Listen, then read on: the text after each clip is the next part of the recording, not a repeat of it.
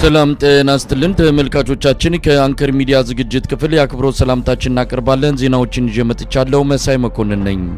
ከ60 በመቶ በላይ የሚሆነው የአማራ የብልጽግና መዋቅር በፋኖ ተጠልፏል የሚል የግምገማ ውጤት ያላቸው የኦሮሚያ ብልጽግና አመራሮች የክልሉን መዋቅር ለማጽዳት ታማኝ የሆኑ የፌዴራልና የክልል ባለስልጣናትን ወደ ባህር ዳር መላካቸው ተሰምቷል። የመሳሪያ ፍቃድ ያላቸው የብልጽግና አመራሮች፣ ባለሀብቶች፣ ታዋቂ ግለሰቦችና የሀገር ሽማግሌዎች የታጠቁትን መሳሪያ እንዲያስረክቡ እየተደረጉ ሲሆን ቤት ለቤት በሚካሄድ አሰሳ ከነዋሪው ላይ መሳሪያ የመንጠቅ ዘመቻ መከፈቱም ታውቋል። የፋኖ ኃይሎች በቀጣይ መጠነ ሰፊ ጥቃት ይከፍታሉ በሚል በከተሞችና በገጠር አካባቢዎች በነዋሪው እጅ ያሉት መሳሪያዎች ከወዲሁ ካልተሰበሰቡ የፋኖን ጥቃት መመከት እንደማይቻል የአብይ አህመድ አገዛዝ ከፍተኛ ስጋት እንዳለበት ነው ለማወቅ የተቻለው።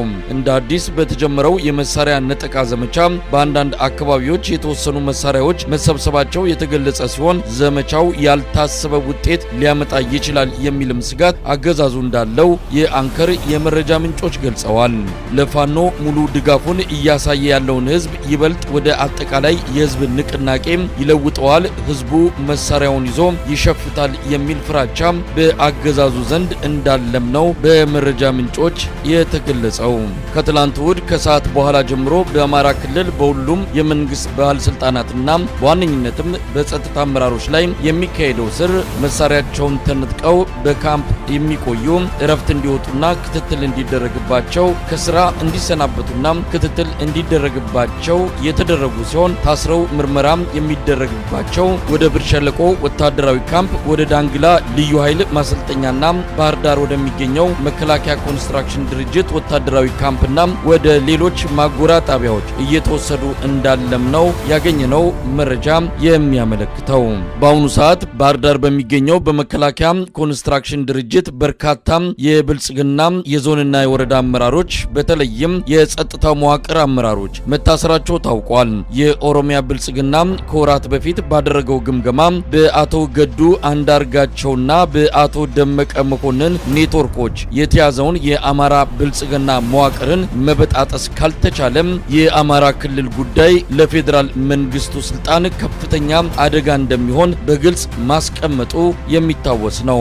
የፋኖን ኃይል ከክላሽ እስከ ከፍተኛና ከባድ መሳሪያዎች እንዲታጠቅና አቅሙ እንዲገዝፍ ያደረጉት እነዚህ በሁለቱ ግለሰቦች የሚዘወሩት መዋቅሮች እንደሆኑ ያመነው የኦሮሚያ ብልጽግና ከቀበሌም እስከ ወረዳ፣ ዞን፣ ክልልና ፌዴራል ድረስ የተዘረጉ የሁለቱ ግለሰቦችን ኔትወርኮች በመምታት ሙሉ በሙሉ አቶ ተመስገን ጥሩነህ የሚቆጣጠረው ኔትወርክ የበላይ እንዲሆን ለማድረግ ላለፉት 8 ወራት በርካታ ስራዎች ቢሰሩም የአቶ ተመስገን ጥሩነህን ኔትወርክ ለመትከል እንዳልተቻለ ነው መረጃዎች የሚጠቁሙት። የኦሮሚያ ብልጽግና አቶ ተመስገን ጥሩነህን የአማራ ክልል የፖለቲካ አውራ አድርጎ ለማውጣት የጀመረው የምንጠራና የማጽዳት እርምጃ ውጤታማ ባለመሆኑ ክልሉን ለመቆጣጠር ብቸኛ መፍትሄ ከፍተኛ ወታደራዊ ዘመቻ ማካሄድ እንደሆነ በማመን ሲንቀሳቀስ እንደቆየም ታውቋል። በተደጋጋሚ በዘመቻ የከፈታቸው ወታደራዊ ጥቃቶች ውጤት ያላመጡለት የአብይ አህመድ አገዛዝ አሁንም የመጨረሻ በሚል በከፈተው ጥቃት ከፍተኛ ኪሳራን እያስተናገደ እንደሆነም ከየቦታው የሚደርሱን መረጃዎች ያመለክታሉ። የሰሞኑ የአመራሮች እስርና የመሳሪያ ነጠቃ ዘመቻ ይበልጥ ውድቀት ያስከትላል የሚል አስተያየት በግምገማ መድረክ ላይ ቢነሳም ምርጫ የለንም ባለ በሌለ ኃይል የመጣብንን አደጋ ካልቀለበስ ነው ብልጽግናን በአማራ ክልል አፍርሰን ፌዴራል መንግስቱን ልናስቀጥል አንችልም የሚል ምላሽ ከአብይ አህመድ እንደተሰጠም ለማወቅ ተችሏል። የአብይ አህመድ ሰራዊት በተለያዩ የአማራ ክልል አካባቢዎች የከፈታቸው ጥቃቶች በመልሶ ማጥቃት መመከታቸውና በሰራዊቱ ላይ ከፍተኛ ኪሳራ መድረሱ ተገለጸ። በተለይ በጎጃም አድማሱን ያሰፋውን ጥቃት የመከቱት የፋኖ ኃይሎች ከተሞችን በመቆጣጠርና ከባድ መሳሪያዎችን በመማረክ የአብይ አህመድን ሰራዊት ግስጋሴ መክታታቸውና ወደ ኋላ መቀልበሳቸውን ያገኘነው መረጃ ያመለክታል። ጎጃም ማንኩሳ፣ ጅጋና ሌሎች አካባቢዎች በፋኖ ቁጥጥር ስር የሆኑ ሲሆን ፍኖተ ሰላምና ቡሬ ዙሪያቸውን ተከበው በዚያ በሰፈረው የአብይ አህመድ ሰራዊት ላይ ጥቃት እየተሰነዘረ መሆኑን ለማወቅ ተችሏል። በባህር ዳር መውጫ ዘንዘልማ አካባቢም ከፍተኛ ውጊያ እየተደረገ ነው። ደንበጫና አካባቢ በተደረገ ውጊያ 2 ሞርታሮችና 1 ወታደራዊ ኦራል ተሽከርካሪ አንድ ሻለቃ አዛዥ ከ12 ወታደሮቹና ትጥቃቸው ጋር መማረካቸውን ያገኘነው መረጃ ያመለክታል። ስለ ጎጃም የዛሬ ውሎ የአማራ ፋኖ በጎጃም አመራር አባልና የቋሪት ቀጠና የፖለቲካ ጉዳዮች ኃላፊ አርበኛ በለጠ አብርሃምን አነጋግሬዋለሁ። በጎጃም በሁሉም አካባቢ በሚባል ደረጃ የመንግስትን እቅድ ተቃራኒ በሆነ መንገድ መንግስት በሚሄድበት አቅጣጫ ሳይሆን ፋኖ የራሱን እቅድ አዘጋጅቶ በሚሄድበት አቅጣጫ እጅግ በሚገርም ሁኔታ በሚያስደስት እንቅስቃሴ እየሄደ ነው ማለት ነው። ሙሉ ዘገባውን የጦሩን እንቅስቃሴ የተማረኩትን ምርኮች ሙሉ ዘገባውን በኋላ የምንመጣ ቢሆንም አሁኑ ግን ለምሳሌ ምዕራብ ጎጃም ዞን ሁለት ሰላም ከተማ በ5ኛ ክፍለ ጦር እንዲሁም ደግሞ 3ኛ ክፍለ ጦር የአጉት ፋኖች ጭምር ወደታች ወርደው ከበባ ያደረጉበት ሁኔታና ጅጋ ከተማና ማንኩሳ ከተማ ገቢ የተደረጉበት ሁኔታ ነው ያለው ማለት ነው። ስለዚህ ምን ያሳያል ካልከኝ መንግስት ምንም አይነት አቅም እንደሌለው መንግስት በራሱ እቅድ ሳይሆን እየተንቀሳቀሰ ያለው ፋኖ በሚመራው እቅድ እየተመራ ያለ መሆኑንና ምንም አይነት አቅም እንደሌለው ያሳየበት ሁኔታ ነው ያለው። ዛሬ ጎጃም ላይ በርካታ ውጊያዎች ናቸው ያሉት። ደስ የሚሉ ድሎች ናቸው ያሉት። ምን ተገኘ፣ ምን ምርኮ ተገኘ፣ እቅዱ እንዴት ተመራ፣ ወታደራዊ ጥበቡ ምን ይመስል ነበር የሚለውን ዝርዝር መረጃውን በኋላ እንናገራለን። ቢኮዝ አሁንም ውጊያ ላይ ናቸው ያሉት። ውጊያው አልቆመም እስካሁን በየአካባቢ ያለው ማለት ነው። ዛሬ ግን መሳይ ምን የተለየ ነገር አለ ካልከኝ የሚገርም መናበብ ነው ያለው። የሚገርም ማለት መከላከያ መንቀሳቀስ አልቻለም። ከኮሶቨር ወደዚህ እንዳይወጣ ጀግኖቹ የአገው ምድር ፋኖች ዘግተዋል። ከደንበጫ ወደዚህ እንዳይመጣ አሁንም ከአማኔል እስከ ደንበጫ ያሉ ጀግኖች ፋኖች ዘግተዋል። ከቁጭ ጀምሮ ከውዲት ጀምሮ እስከ ደንበጫ ድረስ ደስ የሚል መናበብና ውጊያ ነው ያለው። በተቃራኒ በሞጣ አቅጣጫ ያለው ውጊያ ብቻ ዛሬ እጅግ ደስ ያለበት ቀን የአማራ ፋኖ በጎጃም ምን አይነት መናበብ ላይ እንዳለ በትንፋሽ እንደሚግባባ ማረጋገጫ የሰጠበት ቀን ነው ማለት ነው። አርበኛ በለጠ አሁን እንደው በተወሰነ ደረጃ ዘርዘር ለማድረግ እንግዲህ ማንኩሳና ጅጋ በቁጥጥር ስር ገብተዋል። ሌሎች አካባቢዎችም እንደዚሁ በአገዛዙ ሰራዊት ላይ የሚደረገው የማጥቃት እንቅስቃሴ ውጤት እያመጣ እንዳለ መረጃዎች ያመለክታሉ። ይሄ የመጨረሻ ዙር በሚል መጠነ ሰፊ ጥቃት የከፈተበት ምን ውጤት ያስገኘለታል?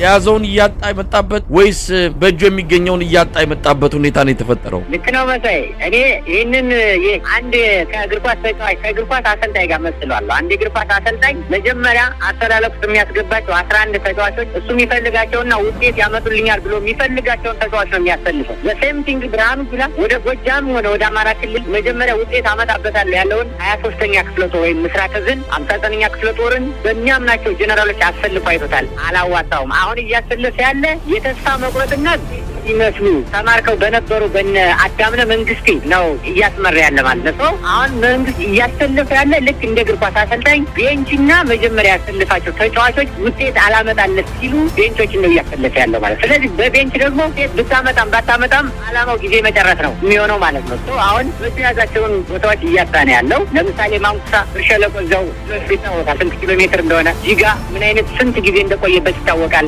እጃቸውን የሰጡ አድማ ብተናዎች አሉ። ኢንተርቪው አድርገን እንልክልሃለን። ማንኩሳ ላይ ምን አይነት ስራ እንደተሰራ እንነግርሃለን። እና መንግስት በእጁ የያዛቸውን ቦታዎች ብቻ ሳይሆን በእጁ የያዛቸው መሳሪያዎችን እየሰጠን ያለው። ቦታማ ለምዶታል። ቦታ ለምዶታል። ቢኮዝ ቦታው ሲጀመር የኛ ነው። ያለ እቅድ ነው የመጣው። በትዕቢት ተወጥሮ ነው የመጣው። አሸባሪ ግን ስነ ልቦና ሳይገነባ ትዕቢት ገንብቶ ነው የላከው። ይሄ ቦታውንም እየለቀቀ ነው። ግን በተቃራኒ መሳሪያውን እየሰጠን ነው። እናመሰግነዋለን። ግን ሙሉ መረጃውን በሚገርም ቪዲዮ እውነት የተሞላበት አድማ ብተናዎች ምን እንደሚሉ መከላከያ ምን እንደሚል አስረግጠን ስለምናገረው እና ወደ ጠየቀኝ ጥያቄ ስመጣልህ መንግስት መጀመሪያም ይሆኑኛል ያሉትን ጀነራሎችና ይሆነኛል ያለውን ተዋጊ ልኮ አልቻለም። አይደለም አሁን ሪዘርቭ እና አዳምነ መንግስቴን እንደ መሐመድ ተሰማን አስሮት ነው የኖር አይደል መልሶ አመጣው። ምን ሊያደርግለት ነው ያመጣው? አዳምነ መንግስቴን የምክክር ኮሚሽን እንዲመራ ባህር ዳር ላይ አስቀምጦት ነበረ። አሁን ግን ጦሩ ምክክር ኮሚሽን ሲመራ የነበረ ጀነራል ገለልተኛ መስሎ አሁን ግን አሰልፎ አመጣው። አዳምነ መንግስቴ ምን አይነት ስነልቦና ይዞ ነው ሊዋጋሚ? አሁን መንግስት ከፈረሰ ቢቆይም ግን ደግሞ የያዛቸውን ትጥቆች አስረክቦን ለመሄድ ነው የመጣው የሚመጣው ማለት ነው። አይደለም ቦታው በለጠ እንግዲህ አጠቃላይ የእንቅስቃሴ ገደብ ጥሪ አድርጋችኋል። በአንዳንድ ቦታዎች ላይ ሙከራ ያደረጉ አንዳንድ ተሽከርካሪዎች ላይ እርምጃ ሲወሰድ የሚያሳይ ፎቶግራፍ ተመልክተናል። እንደው ህብረተሰቡ ምላሽ ሰጠ ለጥሪያችሁ? ከ23 ጀምሮ በመላው የአማራ ክልል የተሽከርካሪ እንቅስቃሴ ገደብ ተጥሏል። ይሄ በዋናነት በተሽከርካሪዎቹ ጣልቃ ወታደራዊ ካሚዮኖች አብረው ተደባልቀው እየተጓዙ ስለሆነ ያንን ለመከላከል እንደሆነም ገልጻችኋል። ለማንኛውም ህብረተሰቡ ጥሪያችሁን ተቀብሎ ተግባራዊ አድርጎታል ማለት እንችላለን? አዎ መሳይ፣ የኛ ህዝብ ከኛ ጋር እንደሆነ በተደጋጋሚ ጊዜ አሳይተናል። በተደጋጋሚ ጊዜ ቢኮዝ ውጊያ ማለት አፈሙ ይዞ መዋጋት ብቻ ሳይሆን በጾለት ያግዛል፣ በጀስቲክ በማውጣት ያግዛል፣ ማዕቀብ ስትልበት ለመንግስት ተባባሪ ባለመሆን ያግዛል። ሰው አንዱ ተባባሪነትን ባለማሳየት የሚያግዙን ሱቅ በመዝጋት መንገድ በመዝጋት ነው። ይሄ ልክ ነው። አንዳንድ ባንዳዎች ብር የማይጠግቡ ከወንድማቸው ሙቶ እንኳን ደሙ ሳይደርቅ ቀብር ሳይፈጸም ብር መሰብሰብ የሚፈልጉ ነጋዴዎች ደስ ላይላቸው ይችላል። ይሄ የኢትዮጵያዊነት ስነ ልቦና የሌለው ማለት ነው።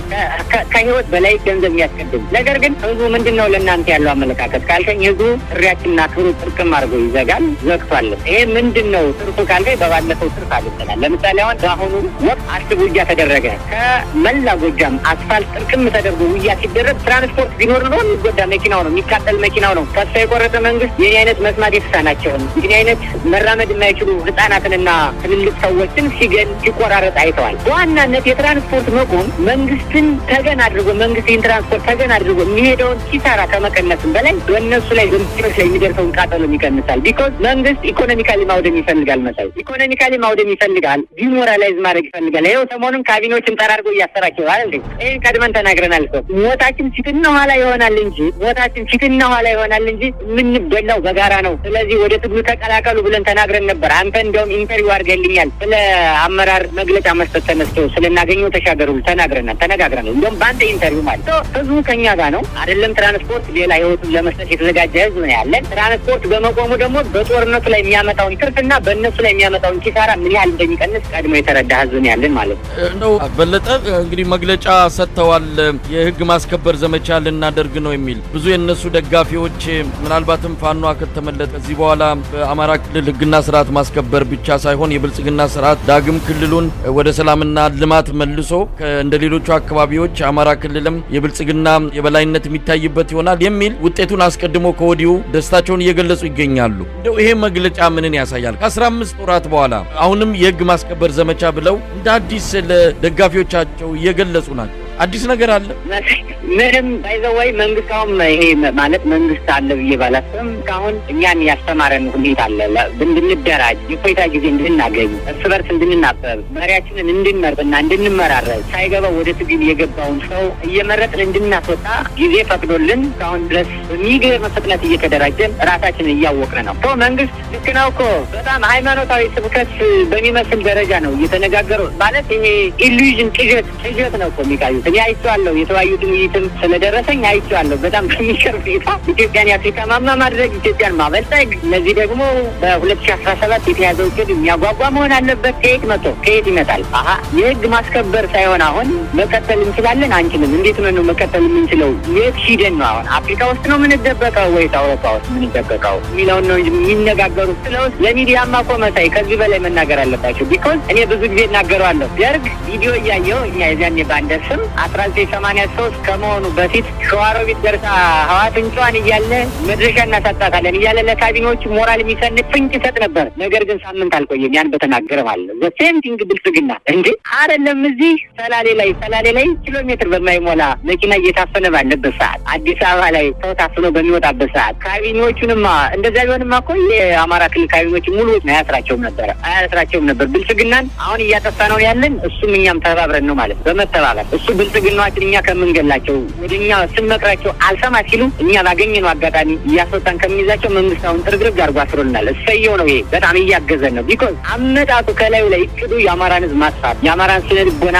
ድምጥማጡን አጥፍቶ የሞራል የበላይነት ለማግኘት የእሱን አሸባሪዎችና የእሱን ሌቦች ስርዓት ማስያዝ ወደ ላይ ማውጣት ነበር አላማ። ይሄ ግን አይሳካም እኮ መግቢያ ላይ ነገርኩ መሳይ። ያዋጣኛል በሚለው ስትራቴጂ በሙሉ ተጠቅሟል። 2016 ላይ ሙሉን እንግዲህ ምስራቅ ህዝብን ማንም ያውቀዋል። ሰሜን እዝን መጀመሪያ ላይ እንዴት እንደተበላ እናውቀዋለን። ምስራቅ እዝ ነበር የቀረ። ምስራቅ እዝ እንዴት ነው ድምጥማጡ እንደወጣ በሞራል ሳይቀር እንዴት እንደተጫወትንባቸው እኛ ነው የምናውቀው። እሱም መሬት ላይ ያለ ነው የሚያውቀው። ይሄ ሊሆን አይችልም። ግን ደግሞ አንድ ነገር መያዝ ያለበት እንዲያው አሁን መግለጫ የሚሰጡት ሰዎች የቱ ነው መግለጫ የሚሰጡ ነው? በትራንስፖርት ሂደው አይተውት ነው ወይ ህዝቡን? እሺ ከሄሊኮፕተሮች አረጋ ከበደ ከሄሊኮፕተሮች ማለፍ ይችላል ወደ አዲስ አበባ? በየትኛው መንገድ ሂዶ ነው ብልጽግና ይኑር አይኑር የሚያረጋግጠው? እስኪ የትኛው ከተማ ላይ አርፈው ስብሰባ ሰብስበው እነዚህ መግለጫ የሚወጡ ሰዎች አዲስ አበባ በአውሮፕላን ሂደው ስብሰባ የ2 ቀን የ3 ቀን አድርገው አዲስ አበባ ላይ ወይን ስለተቀዳላቸው የሚሰጡ መግለጫ አይደለም ህዝቡ የሚገልጸው። መሬት ላይ ያለውን ሀቆኛ ነው የምናውቀው። ይሄው ዛሬ 30 ደቂቃ ባልሞላ ጊዜ ውስጥ ጅጋ ከተማ በቁጥጥር ውስጥ ነን። ማንኩሳ 30 ደቂቃ አልሆነም። ይህን ስንቆጣጠር እኮ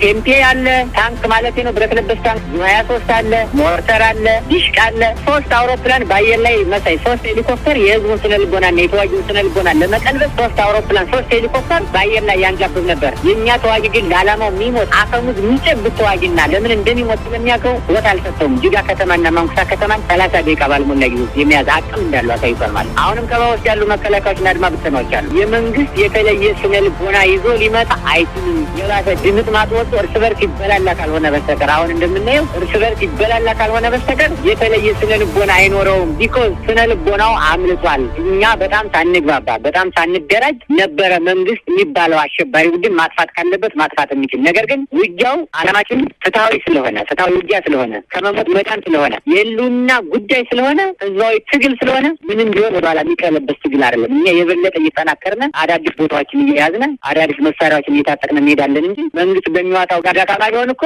ስንት 30ዎች አሳልፏል። መሳይ መንግስት እኮ ስንት 30ዎች አሳልፏል። ሐምሌ 30 ታህሳስ 30 ምንም የማያወጣው 30 አለ። ስለዚህ ያለው ተጨባጭ ሁኔታ እንቶ ፈንቶ ምንም ተቀባይነት የሌለው ነው እንጂ የመንግስቱን ስነልቦና የሚገልጽ መግለጫ አይደለም የሚዋጣው ለማለት ፈልጌ ነው። በመጨረሻ እንግዲህ እንደው ኋላ ላይ መረጃዎች ተሰብስበው ያሉት የውጊያ ውሎች፣ በአገዛዙ ላይ የደረሱ ኪሳራዎች፣ ምርኮኞችን በተመለከተ ሌሎች መረጃዎች ተጠናክረው እንደሚመጡ ተስፋ እናደርጋለን። እንደው በዚህ በትላንትናና በዛሬው ዕለት በመላ ጎጃም በሌሎችም አካባቢዎች በተቀናጀ ሁኔታ እየተካሄደ ያለውን የውጊያ ውሎም ዝርዝር ከሌሎችም እንደምናገኝ ነው የምንጠብቀው። እንደው በመጨረሻ ምን ማለት ይቻላል በተለይ ያለፉትን 2 ቀናት ውጊያዎች በተመለከተ? ልክ ነው መሳይ፣ ሙሉ መረጃውን የኛም የአማራ ቃል አቀባይም ስላለው ሙሉ መረጃውን ጠቅለል አድርጎ የተገኙ ምርኮች ምንድናቸው፣ ምን ትርፍ ተገኘ የሚለውን ጠቅለል አድርጎ ይሰጣል ብዬ አስባለሁ። አሁን እየተነተኑት ያለው ከፖለቲካ አኳያ ምን አይነት ትርፍ እያገኘን ነው፣ የመንግስት ድክመት ምንድን ነው፣ ውሏችንስ ምን ይመስል ነበር፣ የመንግስት እቅድ ምን ይመስል ነበር የሚለውን ነው እያየሁት ያለው እና በዚህ 2 ቀን ውስጥ ምንድን ነው የታዘበው ካለኝ የአማራ ህዝብ ስነልቦና ከማሸነፉት ምንም አማራጭ እንደሌለው 100% ተገንብቷል። ውጊያው የሚያመላክተው ይህን ነው። መንግስት በድሮን የሆነ ኢንተርቪው ሰጥቻለሁ ድማማ ትምህርት ቤት ላይ ባዶ ትምህርት ቤት 2 ክላስ ተማሪ ይመዝገብ ብሎ ተማሪ ይመዝገብ አይመዝገብ የሚለው ውዝግብ ላይ ባለንበት ሰዓት ትምህርት ቤቶችን በድሮን መምታት ጀመረ። አፋኝ ቡድን አዋቅሮ ፋኖ እያስነ ነው ለማለት ስራ ሰራ። አልቻለም። ይህ ሁሉ አልቻለም። ስለዚህ አሁን መንግስት አሟጦ አቅሙን እንደተጠቀመ ምንም አይነት አማራጭ እንደሌለውና ህዝባችንና ከህዝባችን ያለው ፋኖ ግን አላማውን ሳይፈጽም ወደኋላ እንደማይመለስ ያሳየበት ውጊያ ያሳየበት ጀብዱ ያሳየበት ቁርጠኝነት የታየበት